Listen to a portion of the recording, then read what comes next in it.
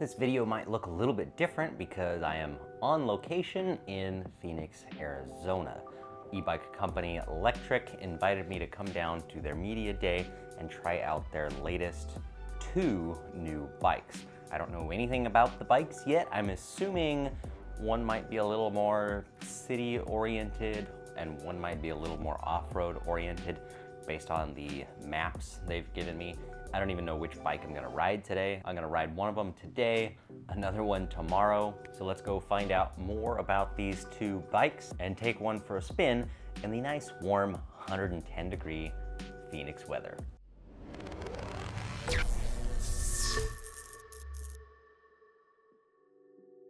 All right, so here is the Xpedition 2.0.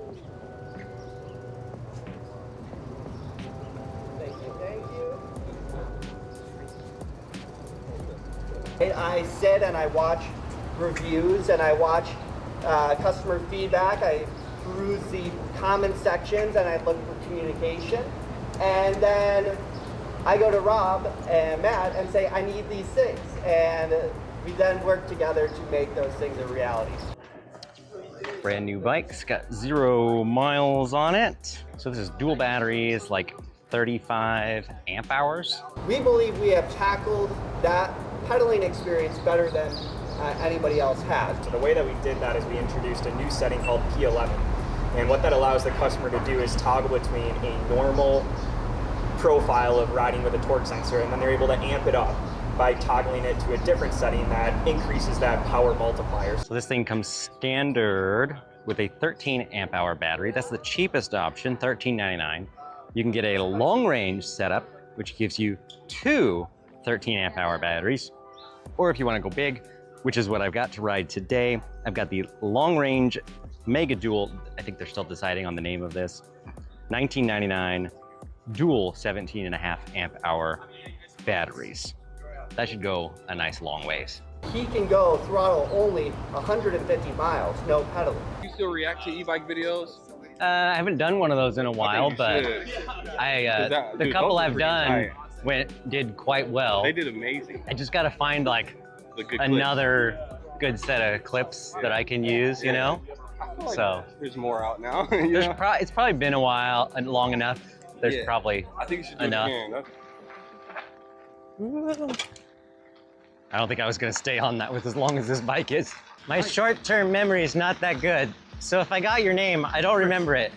Chris, I did get your name. Now I remember.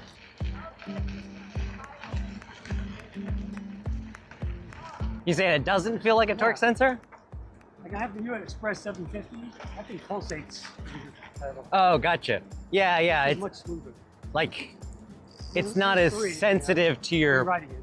pedal movement, so it's not surging the power up and down if you're not smooth. Yeah, like Riding it. right now I'm like barely even pedaling. Yeah, me too. I'm on And it's 20. just cruising along. I'm on 4, and it's like I'm just moving my legs almost. Yeah. So I get what he was saying, that they were trying to like, it's a torque sensor, but they wanted to have, I assume it's in the mode where it's like, you don't have to pedal quite as hard to get the power out of it. Yeah. More settings is usually a good thing. More stuff I can mess with, the better. Yeah. The only thing this path doesn't have is any hills. No. There's a hill. How do I get there? Let's see, I'm drawing like 200 watts, 175. See how stable it is. Pretty good. Sometimes they wobble a little bit when I got the camera way out there. Yeah, it's pretty stable with no hands.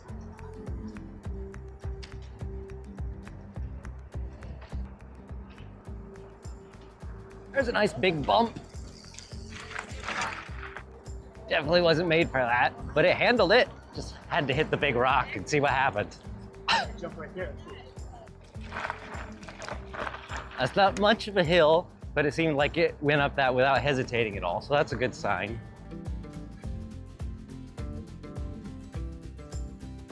Kyle, what's the name of your channel? Because I'm going to introduce you on the Area 13. Yeah. Area 13. Yes, I'm going to say it in both languages. He has some videos in Spanish. Guys, So I think the others riding the bike are noticing same thing, which is the fact that the torque sensing is a torque sensor, but it has a couple different programming modes. And basically you can make it so that the bike doesn't require as much effort as a typical torque sensor. Basically, it's still amplifying your power, but it doesn't require as much power, which I think is a very nice function. And of course, still got a throttle. Throttle gets up to 20 miles an hour. I gotta check the class 3 setting. I'm assuming this is gonna be one of those bikes where I have to pedal to go faster. It says it maxes out at 28. Let's find out. So what I'm gonna do is crank the assist up to 5, 19, 20. Oh, there we go. I do have to put in a little more effort. 25, 26, 27, 28, there it is. Okay, so yes, it will do 28, but you actually have to pedal fairly hard to get there. That is a little different from a cadence sensor bike where you could kind of just move your legs and get it up to 28. This actually requires some effort. The effort-free part of the bike is the 0 to 20. This is like behind the scenes of what's really happening on a YouTube ride. At least if you have a camera person, which I don't. yeah, do whatever you want with the bike. And then, you know, with a cargo bike, you're going to be carrying a lot of load, right?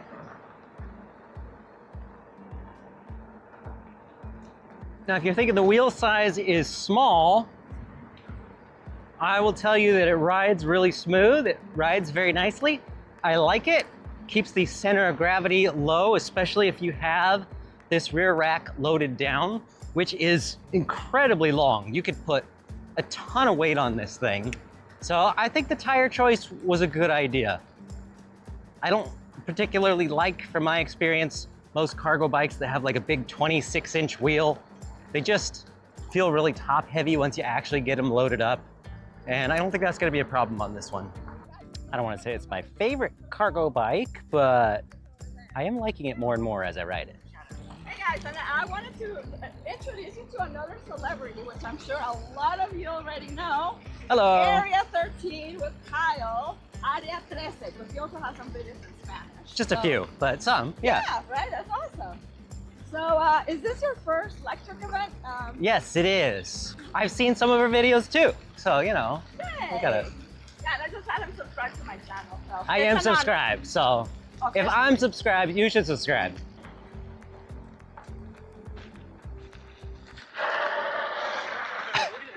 Trying to get it sideways, but the tail is so long. Let me see you. You want to try it? Yeah. The camera's rolling. Oh, it is.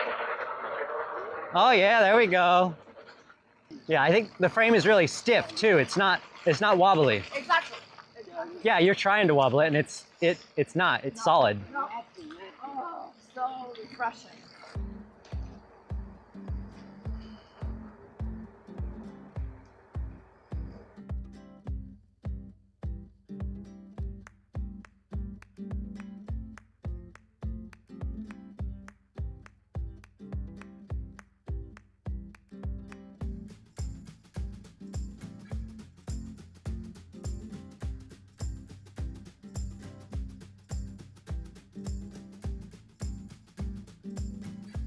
All right, so we put about 19 miles on it in the 110-degree weather or whatever it is today, which gave me a pretty good feel for the bike. Did a little bit of gravel, a lot of pavement. I tried to hit as many bumps as I possibly could because it's fairly flat out there. So here's some thoughts on the bike for you. One, tire size feels really good. I don't think they need to be any wider than what they are. It was very comfortable. No complaints there. Motor felt nice and peppy. I was seeing, you know, peak power. I think it might have been like 1300 watts or something. Of course, I am sad that I don't have my dyno on me, if by chance I get my hands on this bike before this video is released back in California, then of course, absolutely, I will put it on the dyno and I'll put that in the video right here. If I don't get that, then it's just kind of based on feel, which is absolutely this thing feels like it's got 750 watts and more. Of course, there is a torque sensor that's on this thing, and I kind of described how that felt while riding. It's nice and smooth, but has the option to give you more power than typical, which I think is a good choice. If there's one complaint I have about the bike, it is this kickstand, and I'm gonna try and show you. I think I figured it out, and that the position of the kickstand is why it's a little trickier to use than most center stand cargo bikes. It's back here. Normally they are about here, a little more centered in the bike. So it's like you're trying to lift the front 2/3 of the bike, which also has the batteries on it, so the heaviest part. So what happens is, getting it off the stand, it's not too bad, but getting it back on the stand took me several tries to get the hang of. It kind of wants to do that. And you got to get your foot in just the right spot to pop it back up. So I kind of got the hang of it, but the first few times it felt a little awkward. And I think if the positioning was further forward, it wouldn't have that problem. I'm sure there's a reason it's there. I mean, I see this little jockey wheel for the chain right here where it is. Maybe it's clearance for that. I don't know. But that's, you know, a minor complaint. Kickstand is a little tricky to pop up. Could be, now that I think about it, it could be better when there's more weight on the back, because then the bike is going to feel more balanced. So that might be something to test, is put a bunch of weight back here and see if it's actually easier to pop it up. I don't know, but it feels a little awkward right now. Dual batteries is great. 19 miles, a lot of throttle, very light pedaling. Battery bars haven't even budged. I just don't have enough time to even do anything to this battery setup. It's gonna go a long, long ways. They're hoping people are gonna be able to go well over 100 miles, and it depends on terrain and load. But yes, that is absolutely possible to do if you're pedaling a little bit. Certainly you could get that. Bike rolls really smooth. I didn't feel the need to adjust the preload on the forks at all, but the compression felt good the way it was. I do like that they have bumped this up to a proper through axle on the front hub. That is a very nice thing to see at a bike at this price range. Here's what that display looks like. Hopefully you can see this on camera. It's gonna be flickering a little bit, but I think you can see it. I mean, I am facing directly into the sun, and in person, I can read this perfectly clear. So whether or not it shows up on camera, great. In real life, you can read this very nicely. And you can see the battery looks like it's fully charged. It doesn't even know I've used it for 19 miles. That's pretty good. We've got wattage on there, speed, pedal assist setting, trip meter, battery voltage sitting at 52. That's still pretty high. I should have set it to current at some point. Well, I can do the math to figure out what about 1300 watts peak was. It's got a thumb throttle on the left-hand side. That worked just fine, no complaints with that or the buttons or anything. It's using kind of a generic no-name hydraulic brake, and didn't have any issues with these at all. It stops very nicely.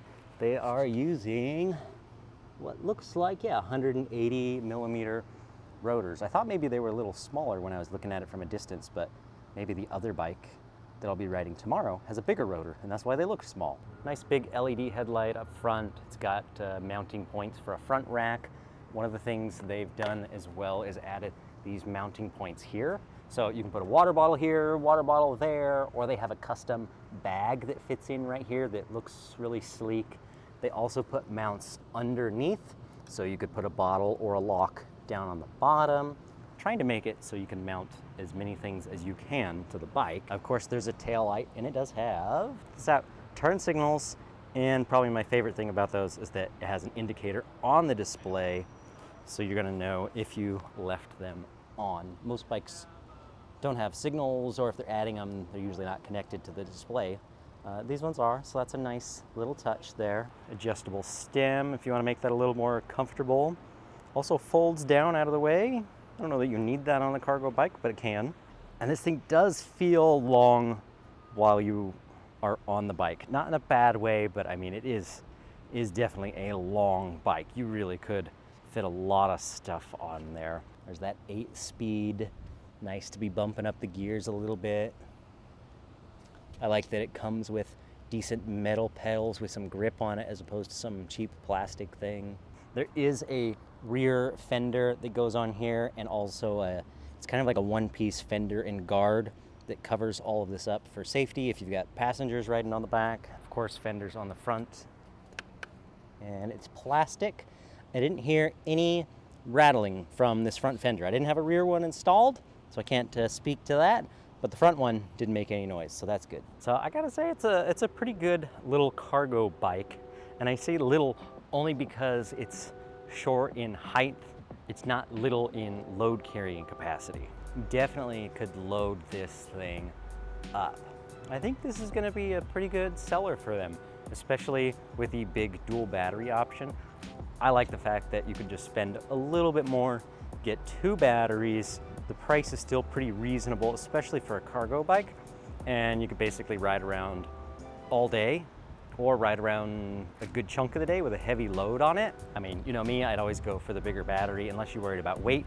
This is a cargo bike, so who cares about weight? I can't find too many areas where they have cut corners or cut costs on this. You know, maybe a tiny bit up here on the seat post design. This is kind of a cheaper setup, if you will. I'm not entirely sure. I guess it has 2 quick releases, so you can get even more height out of it for a wider range of height riders. That's an interesting choice, but I'm not a big fan of these. I wish they'd get rid of that. Not a deal breaker. Also, it's seat post, it's easily replaceable. So there it is, that's the Lectric Xpedition 2.0. I think they've done a pretty good job on this bike. Like I said, I think it's gonna be a good seller for them. If you're looking for a cargo bike, you should definitely take a look at this one, especially if you want a long range option.